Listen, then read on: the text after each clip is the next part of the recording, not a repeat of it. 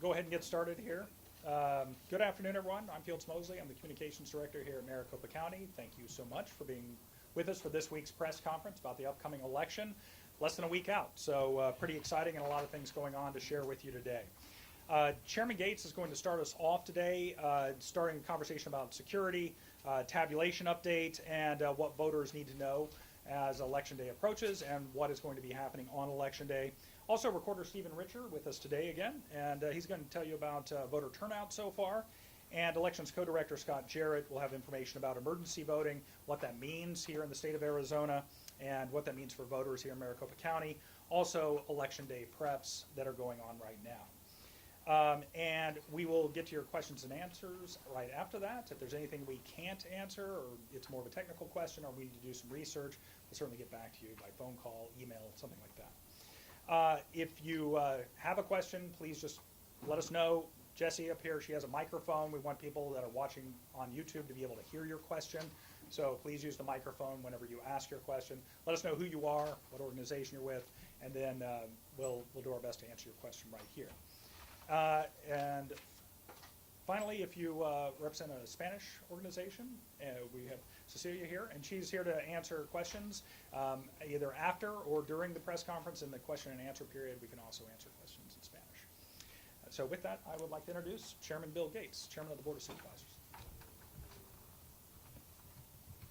Thank you, Fields. Appreciate it. And we're really proud that elections are run as a team here in Maricopa County. So, of course, we have our recorder, Stephen Richer, and then the entire Board of Supervisors. And today, I'm thrilled to see my colleague, Jack Sellers, who represents the East Valley with us today. So, Jack, thanks for your partnership and thanks for being here. I'd like to start today by talking about a topic that, again, we didn't used to have to talk about. I wish we weren't talking about it, but that's election security. And I'm talking about the security of those people voting and those people who are our elections workers. And I just want to give a sincere thank you to all of our law enforcement partners, federal, state, and local law enforcement, including our sheriff, Paul Penzone, for their fantastic partnership. Sheriff Penzone in particular has spoken very passionately about how he and his deputies are going to keep all of our voters safe, and I thank him for his efforts on that front. And I just want to reiterate that message to make it very clear that if there's anyone out there who intends to disrupt this election over the next 6 days, that it's going to be responded to very strongly, again, by those of us here at the county and by our partners and other law enforcement. The focus should be on letting the candidates make their closing argument over the next few days to try and encourage those people who haven't voted yet to vote for them, and not to be thinking about issues like security of our voters. And finally, I wanted to say thank you to Judge Liberti for his ruling last night regarding poll watchers. So he has, through that order, I think, demonstrated the importance of maintaining the security, again, both of our voters and of our elections workers. And we do appreciate as well some of the groups involved in that litigation have stipulated to making changes in what they're doing so that they can still exercise their First Amendment rights while ensuring the security of all of our voters and our elections workers. And in fact, since we started talking about this topic a couple weeks ago, we are seeing a downtick in the number of people who are hanging out at these at the drop boxes. So I think that's a positive thing. Next, I want to talk about results a little bit. The tabulation process has been going very well, thanks to the folks over here and others on the team. We're now up to 516,000 ballots that are ready to be reported. So that's a result of a great amount of work already. And I want to be clear that even though the media may decide to call a race at a certain time, the counting still goes on past November 8th. And state law requires us to be as diligent in the process after the media may have called the race as it was before. So that relates to everything, all the checks and balances that we've talked about previously, because every single vote must go through the same process, whether it's an early ballot that has signature verification to ensure that all of these votes are being counted properly and the sanctity of the vote is being protected. So unfortunately, we've seen some fairly influential people on social media over the last day or so starting up another false narrative again. And this is the narrative that Maricopa County should have all of its ballots counted by the end of Election Day, within a few hours of the polls being closed. And this is a false narrative, and it's a dangerous narrative, and we're going to continue to push back against it. First of all, there's no state or voting jurisdiction that gets the voting done in this country on Election Day. So, I mean, it's simply false. But in addition, as people know, we've had mail-in voting here in Arizona since the early 90s, and because of the fact that people drop off thousands and thousands of early ballots on Election Day at the polling place, we then don't even start, or our partners at the recorder's office don't even begin with the signature verification until the next day, until November 9th. So it is a blatantly false statement, but unfortunately I think we're going to keep hearing it. So that's why we're going to push back on it and continue to talk about the truth. And in fact, what our record shows is that Maricopa County, in the time that it takes Maricopa County to tabulate all the votes, actually compares quite well when compared with other jurisdictions out there. You know, the only reason this has become a big issue recently, and the time that it takes to tabulate all the votes, is because our races are so close. And that may or may not happen next week. But if it does, and if we hear that narrative, we're going to continue to push back on it. And finally, as we look forward to Election Day, so those people who like to go and vote at our vote centers on Election Day, some things that they can do now to get prepared in advance. If they should look at their sample ballot, and if they do look at that sample ballot, they'll see that there are like 80 races or more. So there's a lot of races here, a lot of things to vote on. If they want to start doing some research, maybe on some of the propositions or some of the candidates, they can start doing that now to make the process more efficient on Election Day. We also want to encourage people who show up on Election Day to please bring their ID with them. Make sure they have that now. And then finally, take the time to check where the closest location or the most convenient location is. We're going to have 223 vote centers across Maricopa County. As we've been doing recently, folks can vote at any one of those vote centers. So by making a little bit of a plan in advance, will allow Election Day to go better for those people who are going to vote on Election Day. And with that, I'll turn it back to Fields. Only briefly, though. So I'd like to introduce Recorder Stephen Richer as if he needs an introduction. All right. Thank you very much for coming back here. All right. I'm Maricopa County Recorder Stephen Richer. Nice to see you all again. I'm going to give just a few reminders, and then I'm mostly just going to read off statistics, which is going to be fun for me because I like statistics, and hopefully some of you have already seen some of these on our various social media outlets. Reminder that if you have your early ballot and it is already voted and it's in its green envelope and it's sealed and it's signed, and that's all wonderful, but please do not mail it back through the United States Post Office at this point because that is their recommendation. They said mail it back by yesterday, so that gives it 7 days to get to the elections facility such that we have it 7 p.m. on election night. Because again, as we've said before, we are a receipt state. So instead, drop that ballot off at either one of our voting locations. We currently have 56 vote centers open, or at one of our 13 drop boxes. 11 of those are inside government facilities, 2 of those are outside of our facilities in Mesa, and outside of our facilities down just a little bit south of here at MCTEC. You can go to any of those, you can find any of those at locations.maricopa.vote, and that remains true for the remainder of the week, and of course as we go closer and closer to Election Day. Also, today is the last day to upgrade your status if you are a federal-only voter.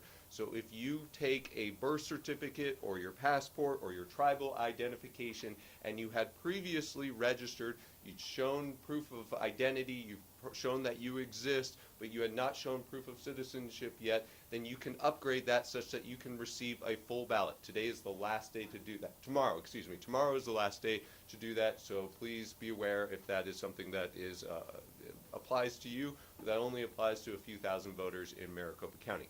Thank you. All right, statistics. As of 11:38 a.m. today, we mailed out over 1.94 million ballot requests for early voting ballots. We have received back 821,622 early voting packets. For the Republican Party, that's 307,000 approximately. For the Democratic Party, that's 310,000 approximately. Libertarian, 4,000, and other, about 199,000. We have completed signature verification on 774,000 of those packets, roughly. Historically, that lags a little bit behind 2018, but yesterday was a big day, and it looks like today is going to be a big day as well, so we are catching up with those returns from 2018. Just yesterday, we had the third highest number of returns in a single early voting date. This included 109,000 by mail, 17,000 by drop-offs, and 3,000 in-person early voters.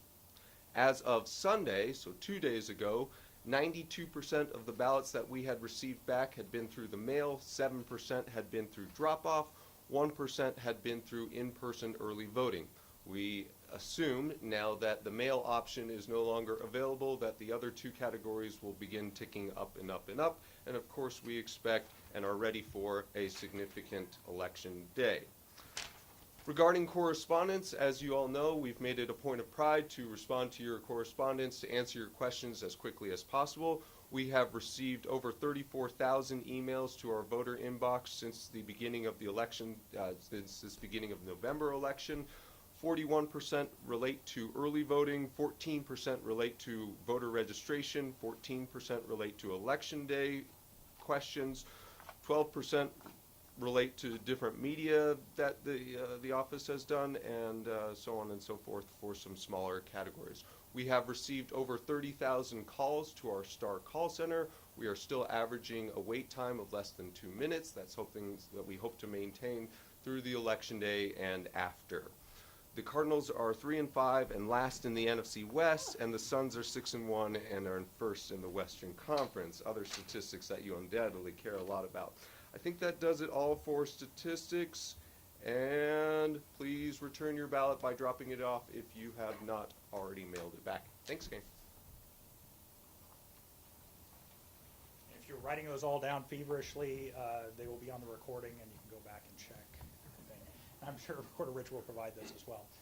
Scott Jarrett has a number of updates for us as well today. He is the Director of Election Day Operations. Fantastic. Thank you, Fields. And do we know, is DeAndre Ayton playing against Portland this upcoming weekend? No. Pending that injury. Yeah. DeAndre Hopkins is playing Yeah. for the Cardinals. So, yeah. So thank you all for joining us today. So as the chairman and the recorder highlighted, there are several options still available for voters to be able to return their early ballot or vote in person if they've not done so already. We do have 2 more days of in-person early voting, and based on the last several days, about 2,000 to 3,000 voters have been participating early each day. Our wait times have been 0 in all of those days, and with 50 in-person early voting locations continuing through Friday, I expect wait times to be very low for the next couple days. So early voting will end at 5 p.m. on Friday. And then state law does recognize, though, that voters may have an issue that would prevent them from being able to vote in person on election day. So in complying with Arizona state law, Maricopa County will be offering some emergency voting locations. So we'll have offering 43 emergency vote centers that will be open on Friday, November 4th from 5 to 7 p.m. Well, then on Saturday, November 5th, we'll offer 48 emergency vote centers that will be open from 9 a.m. to 7 p.m. And then on Monday, we'll be offering 128 emergency voting locations that will be open from 9 a.m. to 5 p.m. That 5 p.m. is when state law does say that emergency voting ends. And then we'll transition just 13 hours later, opening up our 223 in-person vote centers on Election Day. So as of yesterday, we were 97% hired at our voting locations. So I do want to just take the opportunity to thank all of the temporary workers that come out to support the elections department and help us serve Maricopa County voters. It really is a really good cross-section of who we are as Maricopa County, not only from a political party perspective, Republicans, Democrats, Libertarians, Independents, but also from a community perspective. It's our families, members, it's our neighbors, it's our friends that are all working at our different voting locations to be able to serve those Maricopa County voters. So as we go into Election Day, the Elections Department has been preparing for this election, upcoming election midterms, for well over a year. And one of the things that we start to do, and we first start with when we're preparing, is making estimates of voter turnout, so we can have reliable enough sufficient resources available to serve voters. That's the number of voting locations, but also making sure our supplies and equipment that will be ready to serve. So one of the things that we did early on is make those estimates, and we projected it to be somewhere between 1.4 and 1.9 million voters that will be participating in this midterm general election. Now, we made updates as we got closer and closer through that cycle. So as we got to May, when the Maricopa County Board of Supervisors and the Recorder approved our early voting Election Day plans, we identified that range of voters. And then that's when we started making those preparations for the number of supplies and equipment that we would need. And based off the statistics that the Recorder just mentioned, just over 800,000 returns already, we project that voters will probably be somewhere in that range of 1.4 to 1.9 million voters. So, but when we look at Election Day and you think about the hundreds of thousands of voters that will be participating, there could be lines on Election Day. Lines are normal, but we encourage voters to go out to our locations.maricopa.vote website. They'll be able to find not only the most convenient location from a geographic perspective, what's close to their house, or maybe what's close to work, but also from a wait time perspective, that shortest wait time that will work for them. So the other thing is that in Maricopa County, we've mentioned that we're going to have 223 vote centers, so voters can vote anywhere. But that also means that we're going to have more check-in stations than we've had ever before. So 1,900 check-in stations. This is 400 more than what we had in 2020. It also means that we'll have over 5,000 voting booths for voters to be able to cast their ballots. We'll also have over 675 ballot-on-demand printers, as well as over 400 precinct-based tabulators at our voting locations. But preparing and being able to administer an election is much more than just writing down a plan. It's being able to respond if that plan doesn't go according to plan. So contingencies, and then what are those contingencies if the contingency doesn't work? So some of the things that we've been working through is making sure that our poll workers are able to respond to issues that they may encounter as they serve voters on Election Day. They are the face of the organization, and we want them to be able and ready to serve those voters. And that's through in-person training as well as computer-based training, so then they can get that refresher from home after they've attended that in-person training. It's also establishing partnerships with our law enforcement agencies. So if an issue does arise that our poll workers can't solve themselves. It also means that we're hiring our poll workers and community members, creating those partnerships with the political parties if for some reason we have some of our poll workers quit in those last few days, and making sure that we're able to backfill those positions. But then also being able to support those poll workers from a technical perspective. So in addition to the 2,300 poll workers that we'll have at our voting locations, we're going to hire over 100 technically trained staff that can respond to if one of our check-in stations goes down, or if we need to replace the toner in one of our ballot-on-demand printers that will be out at our voting locations. We also do robust stress testing on all of our equipment. So that stress testing could be everything as simple as finding out, all right, how many voters can be served by a single ballot-on-demand printer? And at what point in time do we need to replace that toner? And that's really once it gets to 40%, a level of 40%.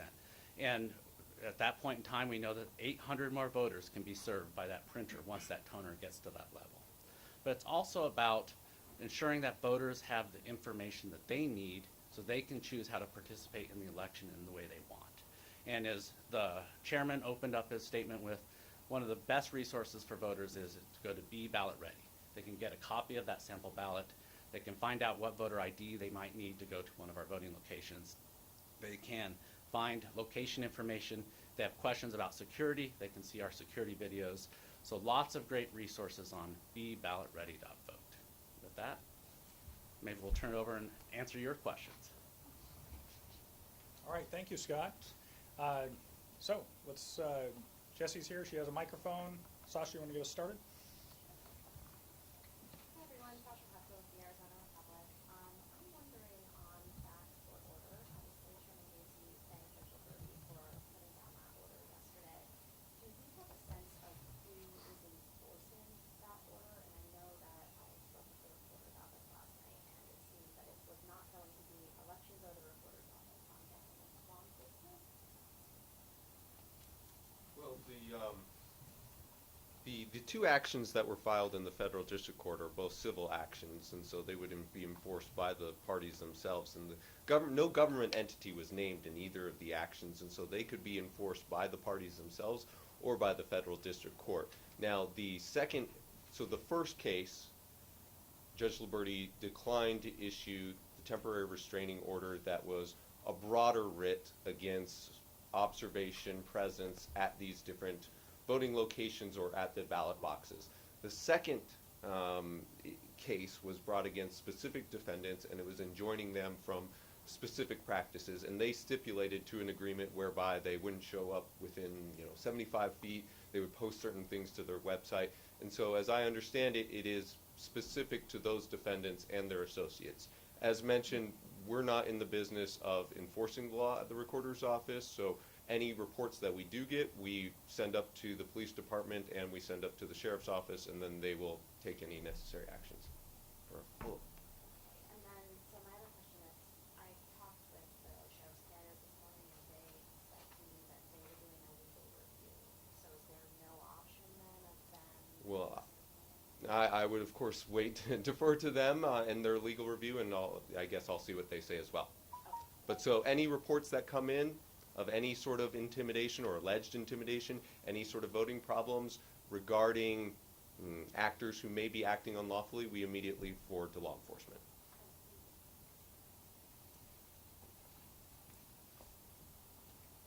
Jason Berry with Arizona's Family. County Recorder Richard, might as well bring you back up.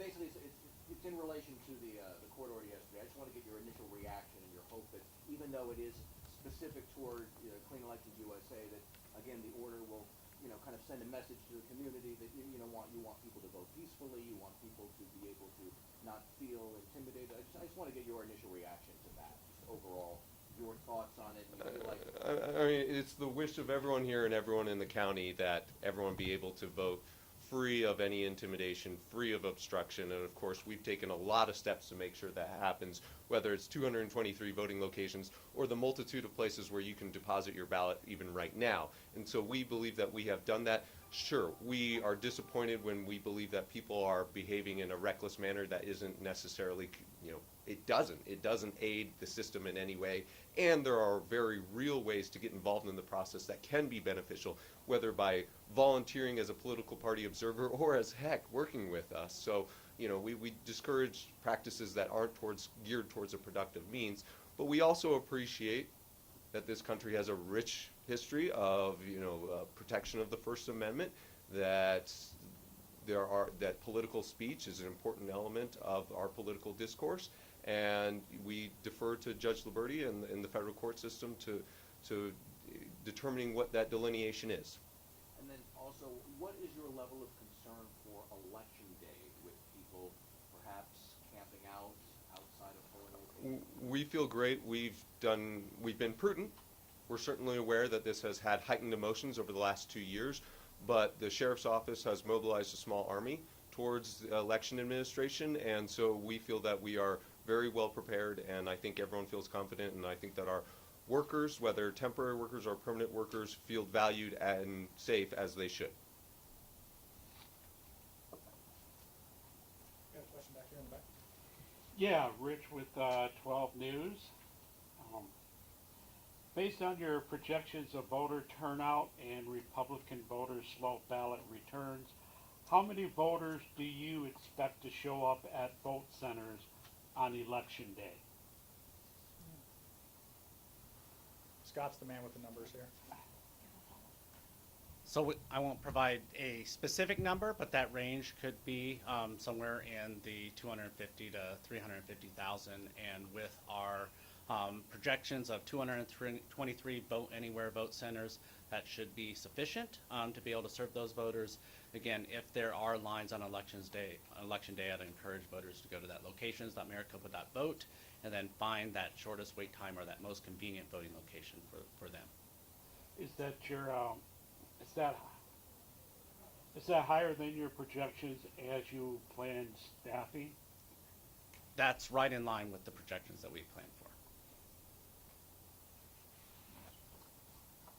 Hi, Cameron Arcan with Red State. So my question is about when you guys get complaints of voter intimidation, is there a certain bar for which you guys forward those to law enforcement, or are they just shot? Do you have like a certain bar for which those are moved over, or is everything just automatically forwarded to them? I don't know, do you have anything else to add to that, Reporter Richard? And just, I think he explained it pretty thoroughly, yes. Anything that comes in, the recorder's office is not a law enforcement agency. Obviously, the Board of Supervisors is not as well. And if it's a complaint about voter intimidation, it goes on to law enforcement. They can work with the county attorney's office or whatever the appropriate agency is to determine whether it was truly voter intimidation. Sasha? Are you sure? Oh, okay.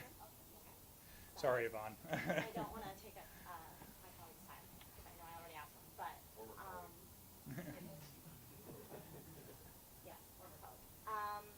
I'm wondering, are you guys preparing for lines on election day? I mean, it sounds like that's something that, you mentioned was normal, and like I said, it also came up that the ballot is quite long, so are you preparing for lines on election day, and how are you preparing to keep those wait times as short as possible with about 80 contests on average on the ballot for Maricopa County voters? I think Scott's probably the best to answer. I know he's lost a lot of sleep over, really crunching numbers, as you've seen. So please, Scott. So part of when we established this plan, we anticipated that there might be a reversion back to some election day voting. Right when we went to 2020, that was a lot of voting in some of concerns, and what transitioned to early was because of the pandemic. So now that's why we expanded the number of voting locations from 175 to 223. That's a 27% increase. We go through and we identify where those potential bottlenecks might be within the voting location, whether that's at check-in. So we have 8 check-in stations at every single voting location, so voters can get through that smoothly.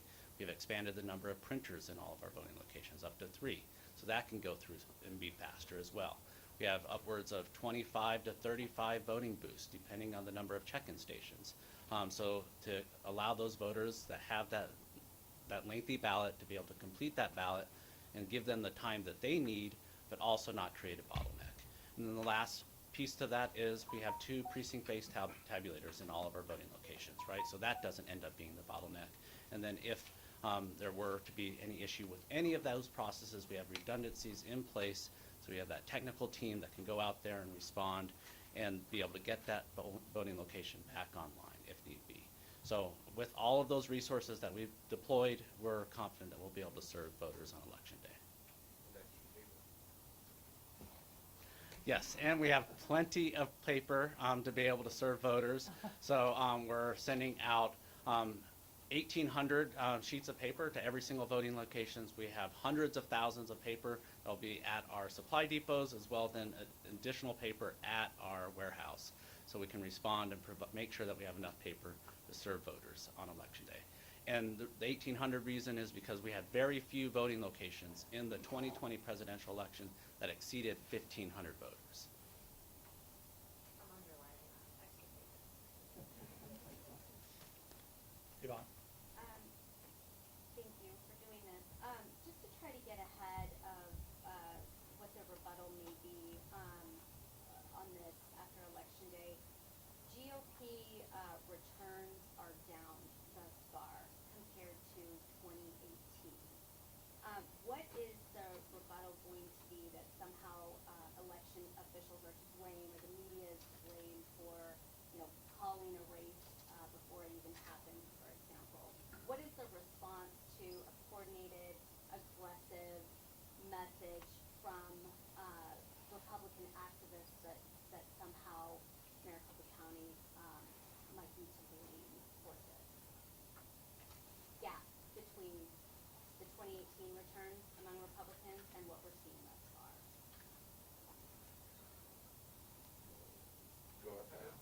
I don't. I'll let the chairman take a stab at this Yeah, one. and I'll let the recorder add. I don't see how Maricopa County has any responsibility for it. In fact, I think the Republican Party has been encouraging its voters to vote on election day. So I think they have sort of, which is fine, and I want to be very clear, this board, we have, as long as I've been here, pushed very hard for our voters having the opportunity to vote in all different ways, whether it's by mail, whether it is in person early or in person on election day. So I don't think that there's anything that Maricopa County has done, either at the board level, at the recorder's level, that would cause that. And I think, in point of fact, it's starting to catch up now anyway. Aren't we seeing those numbers, seeing less of a gap? But regardless, I think the rebuttal is that we're not involved in that in any way. We've encouraged voters throughout this to vote in whatever fashion they choose. I would just point out that this was, we have been outspoken about this since before the primary, as far as what will be tabulated when and when you can expect, and different sort of voting behavior patterns and whatnot. But if it mirrors the August primary, then it would be 70% would be available right at 8 p.m., another 12, 13% by the end of the night, and then those early ballot drop-offs would then be the tail on that. Depending on how many early ballot drop-offs there are on election night will determine how significant that tail is. I think we've all been very transparent about this. We've all been very forthcoming about what the process is, and we're not in the business of telling political parties how to participate, like which method is better. We're in the business of telling people how they can participate, and obviously many Arizonans continue to choose to vote by early ballot. But we could see an uptick in voter day participation, which, as Bill said, is fantastic. And they all count. They're all wonderful. We love them all. We just count them at different times. Follow-up question. Assessing all of this, taking a 30,000-foot view at where we are right now, taking into account the drop boxes, the controversies there, and the successes there. The plans that you have for election day that you've been working towards for clearly a year. How would you assess the state of democracy right now in Maricopa County? I have my opinion, but you're not seeking my opinion. So. Chairman Gates? I would agree with Mr. Richer. It is very strong, and I think that we're seeing people participating. We're seeing when things are occurring that some consider intimidation. You're seeing others come back in, as opposed to having, we had a couple interactions in the parking lot, but for the most part, people have been dealing with this appropriately, going to court if they feel that's the way to go. I'm proud of how our citizens are engaged. And although I'm saddened by the fact that, a lot of these people are from outside of Maricopa County anyway, but they continue to spread misinformation, and that's why we're going to continue to get the truth out. We appreciate the media getting the truth out. So I think so far so good, but again, we've got 6 days left here, and as we've talked about a lot, democracy is a fragile thing. That's why we treat it with such care. That's why other elections officials do across the country, and we're going to continue to do that. And those who would behave as bulls in a china shop as it relates to our democracy are not on the side of democracy. And again, I would ask for them to turn the temperature down and let the ideas win out, and let those with the best arguments and ideas and proposals to be successful in the elections.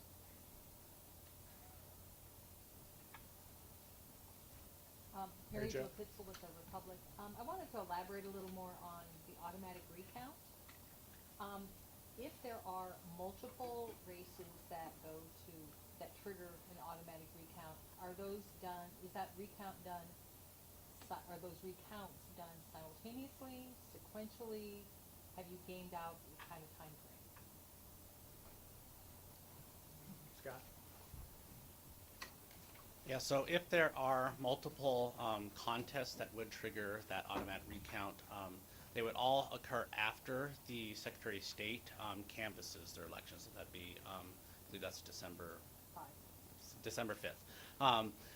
But then if there are those multiple, we'll do that recount simultaneously. So we'll have to go back through the logic and accuracy test and then program the equipment. It has to be on the exact same equipment that we used in the initial count. But then it'll just be programmed to just count those contests and then report the results for those contests. So if it's 4, we'll be tabulating those ballots, scanning them through, but then just counting for the 4 contests that were affected. Or if it's 3, it'd be the 3. And how long do you estimate that would take? So it sort of really depends on how many contests that are part of this and how many ballots that would need to scan. But most likely, if it's more than 1 or 2, then we'll need to rescan all the ballots again. And that could take upwards of 8 days just to do the scanning of the ballots. The logic and accuracy test from the Secretary of State, that could take a few days. We have talked with them, and we believe that would be first on the list to have our logic and accuracy test completed.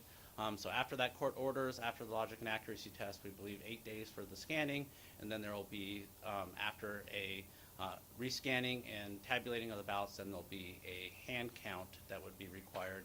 That hand count is only if it's a federal, a statewide, or a legislative contest that was part of the recount. And that's a 2% of all ballots? Yeah, because Maricopa County uses a vote center model, it will be a 2% of all the ballots that are being recounted for that contest. I was just wondering, is there a specific hotline available for either the public or poll workers on election day to call if somebody sees something or something unusual to present or call in a problem, or for poll workers, either or? I should know this number, but I know the recorder's office and the team, they take a lot of phone calls and a lot of emails. What's the phone number, Ray? Or the report? Surely somebody up here remembers it. Well, we have multiple phone numbers. We have some that are specific for our poll workers that are isolated for them intentionally. Obviously, we don't want to clog those. So that number is provided to those. See something, say something. But for the public itself, our call center, as the recorder indicated, and the chair, that our times, it's the 602-506-1511. So that would be for the voters to make any, if they are looking to make any calls in with regards to any question they may have on election day. And I think it goes without saying that if it's obviously a law enforcement matter, if it's an emergency, it's 911 or a non-emergency number to the local police. And I'd like to clarify something earlier too. We're talking a lot about our partnership with NCSO and the sheriff's office. Chair Penzone was at an event with the chairman and the recorder yesterday and talking a lot about this. They are not going to have uniformed officers at every vote center. In fact, you probably wouldn't know they were there if they were going to be there. But they were going to be out and about to make sure things run as smoothly as planned by all these folks and the plans that were approved. And they'll do their best to keep that in check. But certainly we're not trying to have some sort of armed presence there that might keep some people from voting. So, Yvonne. Oh, I'm sorry. I got one question back there. I'm sorry. 12 News. Republican voters are being told to wait in line at voting centers. Do you believe there is a strategy in place to create a image of disarray at voting centers? If there is a Chairman Gates, you have something? So I sure hope not, but I'm happy you raised that question about the lines, because it has been unusual in the last couple of elections that we really haven't had lines. And so if we do have lines, again, you've heard the plan to keep those as limited as possible, but if we have lines, it's not a sign that Maricopa County has failed in running its elections. I'm anticipating that could be a possible narrative. And so we push back on that. We wait in line for the movies. We wait in line for the grocery store. Again, we're going to do everything that we can, not only to keep the line short, but then we have the technology to help move people with our 223 different vote locations to keep those lines down. But if that's their effort, I think it's again, it's another example of trying to disrupt an election. For what purpose, I have no idea. This is our democracy for all of us. And if they're doing something like that, they're damaging the democracy for this country. It's a non-issue. It should be. But if we see it come up, we'll push back on that one as well.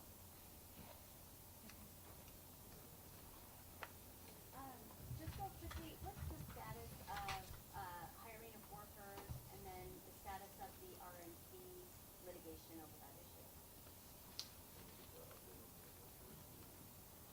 So we'll go to Scott Jarrett first, and I think Recorder Richard, you have something to say? So I'll just provide the update on where we are with our hiring of poll workers. So we are, as I mentioned earlier, 97% staffed at our voting locations, and the partisan breakdown currently falls at 926 Republicans, 931 Democrats, and 420 that are either party not declared, independent, or libertarian.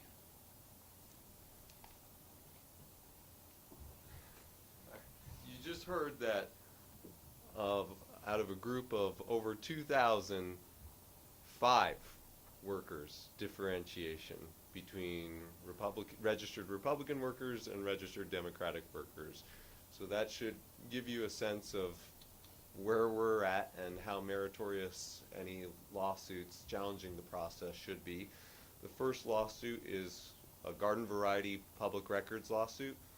We've been producing records. We will continue to produce records. I'm very proud, actually, of the public records request team in the recorder's office. We have turned, hopefully you know, Yvonne, that we turn records requests pretty quickly, and we'll continue to do that. And when we had a hearing in front of the judge, judge said, this looks like it's working its way out, and keep on keeping on and keep on producing those records. So that's a nothing burger at this point.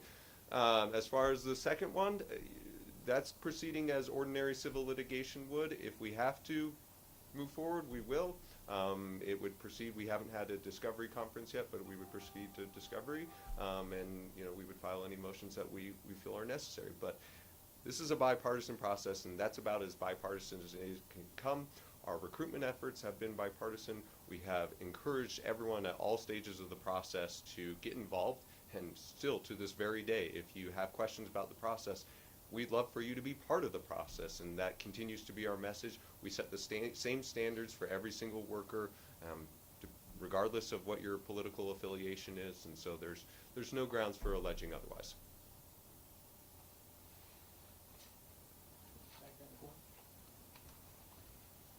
Thank you. You know, Sean Whelan is my name from RTE Irish Television Service. A question for Chairman Gates, if I may. You may have heard this from other correspondents as well, but I'm interested to know how you feel about foreign correspondents like me being dispatched by news desks on the other side of the Atlantic to come down here to Maricopa County, rummage around in your electoral system and see is it up to spec. How does that make you feel? So first of all, welcome to Maricopa County. And, as someone who's lived here since the 1980s, I'm very proud of our county. I love that all you guys are getting to see us. Good time of the year to come out, by the way. Our weather is perfect, so that's wonderful. But, I have talked to a lot of reporters in the past few weeks from around the world, and it has had a big impact on me, actually, because it's made me realize that this isn't just about our country. We understand the eyes of our country on Arizona and Maricopa County in particular, but it's made me realize that the eyes of the world are on Maricopa County because America has been, as the longest lasting democracy in the world right now, the rest of the world looks to us as a model for democracy, and we're very proud of that. I'm certainly proud of that. And so it concerns me that all of you have come here with, I think what I hear is that there is a real concern that there's something wrong with our democratic republic, and that Arizona is almost, and Maricopa County is a place where this sort of battle is taking place on, the truth versus misinformation. So it reminds me of the importance of all this, but it concerns me and it frankly focuses me that we have to continue to do the right thing because the rest of the world is watching, especially those democracies around the world, or maybe even those countries that aren't democracies but hope to become one. And if they say, if America, they can't get it right, why would we think that we could in Kyrgyzstan or Belarus? And so that's why, again, I think this entire team understands the importance of it. And again, we welcome you and hope you stay a while you're here. Can I go off on a rant? Yeah, I of course echo everything that Bill has said, and really being part of this county has been so wonderful because everyone has stood so steadfast by everything that Bill just said. But democracy, we're not only having a conversation about democracy, but we're having an epistemological crisis in many ways that is focused right here in Maricopa County, where we can't even discern anymore what a solid, objective truth is. We're not talking about what's the right minimum wage or what's the right policy setting goal for this particular preference. We're talking about basically is 2 + 2 = 4, because if you can't accept election results after all the tests, after all the professional audits, after all the court cases, after Mark Brnovich gets on 60 Minutes and says this is all horse, you got it. It ain't never happening. So I really worry about that, and I worry about that in multiple contexts. And I think that it has really come here to the elections arena in spades. And for that reason, I think that one of the things that we have been hopefully among the best in the country at, and this event represents that, is just relentlessly pushing back against these falsehoods, because we firmly believe that truth can be known, and if we say enough about the process, that people will understand, and we as a society can have a shared set of facts.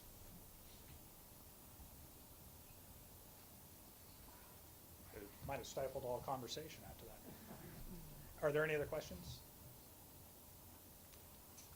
All right, I'm not going to go through the auction here. So thank you very much for being here today. I think you heard a lot in many different ways about why we find these press conferences valuable, why we decided to do this particular time around.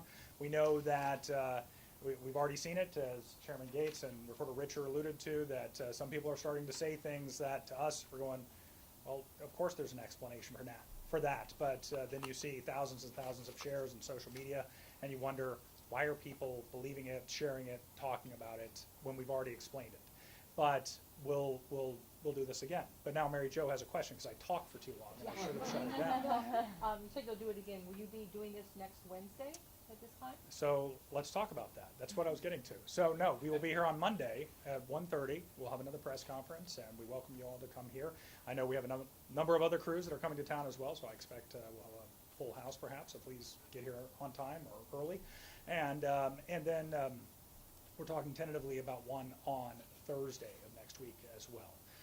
Wednesday, we imagine this team over here will be exhausted. You guys, as many of you know, they work well into the night, into the early morning hours of the 9th after this particular election. So a lot of these people will be very, very tired, including some of my team as well. So we'll make sure we can regroup with clear heads and talk soundly about where we are in the process. So with that, thank you very much. I appreciate you guys being here.